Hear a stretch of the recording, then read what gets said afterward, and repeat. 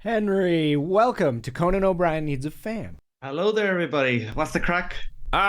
What's the crack? What's the crack? What's the crack? I've never heard that. That's sort of, correct me if I'm wrong, Henry, but what's the crack means? What's the scuttlebutt? What are you guys talking about? What's the gossip, the hot goss? Is that right? Exactly. What's the scuttlebutt? That's exactly what we mean, yeah. Well, I'm sorry. Scuttlebutt is an ancient Greek term.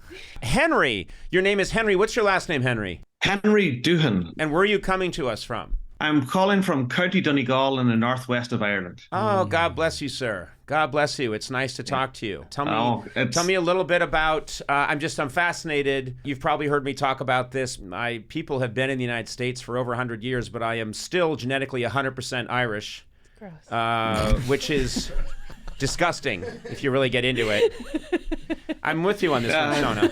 Now, tell me, Henry, I think to myself all the time, there are people in Ireland who are a quarter Spanish or half French, or they've got some What about you? What's your story? Well, as you can see, I'm as pale as yourself.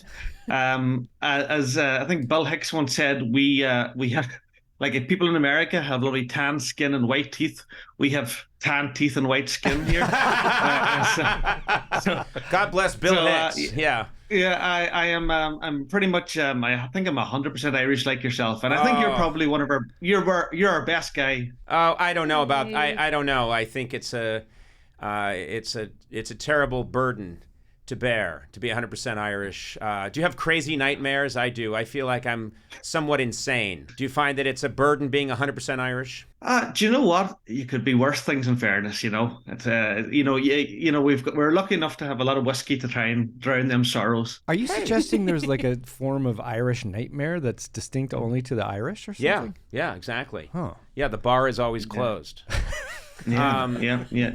But you bring up a good point, Henry. There are many worse things. I can't think of any at the time, but I'm sure there are. And I like your attitude. You have a very positive attitude, Henry. Well, I'm very, very positive today. Usually I'm a very cynical and annoyed person, but today I'm on cloud nine today, speaking with yourselves. Oh, that's so nice, Henry. Have you been listening to the podcast, or are you a fan? Oh, here, look at this. See this thing behind me there? Yeah.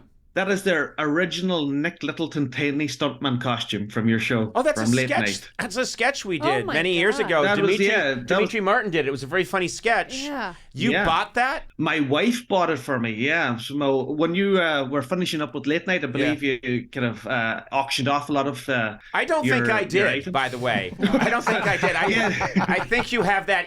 I think someone was selling shit at NBC, but it was not me. So I'm glad your wife got it, and I'm glad that it went to a real fan, but no. Yeah. Well, I'm very sorry. Yeah, and bloody hell, it cost a pretty penny as well for something that's been in the attic for about 10 years now. Oh man, yeah. I really want to investigate this now, because someone at NBC way back in 2009 said, "Well, Conan's leaving.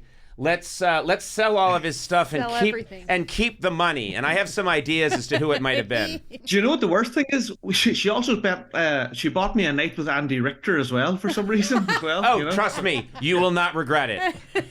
You will not regret it. I've never been held more tenderly in my entire life, Henry, than my night with Andy Richter. He looks very cuddly. No, I was going to say, no, I'm one of your OG fans, I believe, from back in the day. Oh, did you? Well, you're a young lad. You must have. Did you grow up watching the Late Night Show? So in Ireland here, we don't have NBC the same as yourselves there. Right. So full disclosure, the way it came to discover you was back then I used to watch it on satellite TV. Yep. And my brother emigrated to America and he didn't pay the satellite bill. Uh-huh. So we had no other channels to watch but MSNBC or something from Germany. Yep. So I discovered your show from that. Oh, that's right. They reran us for a while on MSNBC, I think, or that's CNBC. Right. So, one of those. I had the choice of watching yourself or going to mass on Saturday night. So it was. That's a crossroads, friend. That is a dirty crossroads. You know what I love, Henry? I love that you basically just said, as a teenager, I watched you because I had little to no choice. That's like a Greek tragedy where you got to choose to go between the island with the monsters and the whirlpool. It's really but I will say, Henry, I don't care how I get fans. The fact that they were the fact that you basically were forced to watch, that works for me too. As long as we got you in the tent, I'm happy. I know, absolutely. You know what? I couldn't have been a better default fan than a Conan O'Brien fan. It was fantastic.